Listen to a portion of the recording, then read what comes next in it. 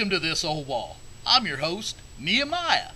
We've been looking long and hard over the off-season to find a project for this season that would challenge our workers, and I think we may have finally found it. Just the other night, my brother Hannah and I stopped by with some friends and started sharing a story with me. Hold on. I'm going to be okay. Okay, cut. So my brother Hannah and I stopped by with some friends of his the other night, and they began to tell me about the exiles who had managed to survive and were still living in the province of Jerusalem. Even though there's great trouble and disgrace, I'll be all right. Just give me a minute. Okay, I'm all right. So my brother Hannah and I and his friends came by and were telling me about the exiles in Jerusalem, and then they began to tell me about how the wall is broken down and the gates have been burned with fire.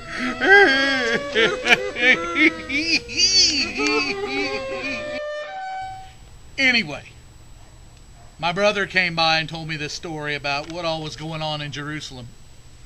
And so we've decided that the first thing that we need to do is fast and pray to the God of heaven.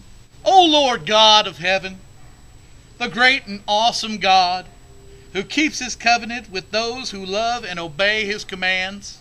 Let your ear be attentive and your eyes be open to hear the prayer your servant is praying before you day and night for your servants, the people of Israel. I confess the sins of we Israelites, including myself and my father's house, that we have committed against you. We have acted very wickedly toward you.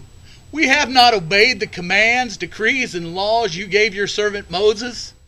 Remember the instruction you gave your servant Moses, saying, if you are unfaithful, I will scatter you among the nations. But if you return to me and obey my commands, then even if your exile people are at the farthest horizon, I will gather them together from there and bring them to a place I have chosen as a dwelling for my name. They are your servants and your people, whom you redeemed by your great strength and your mighty hand. O Lord, let your ear be attentive to the prayer of this your servant, and to the prayer of your servants who delight in revering your name.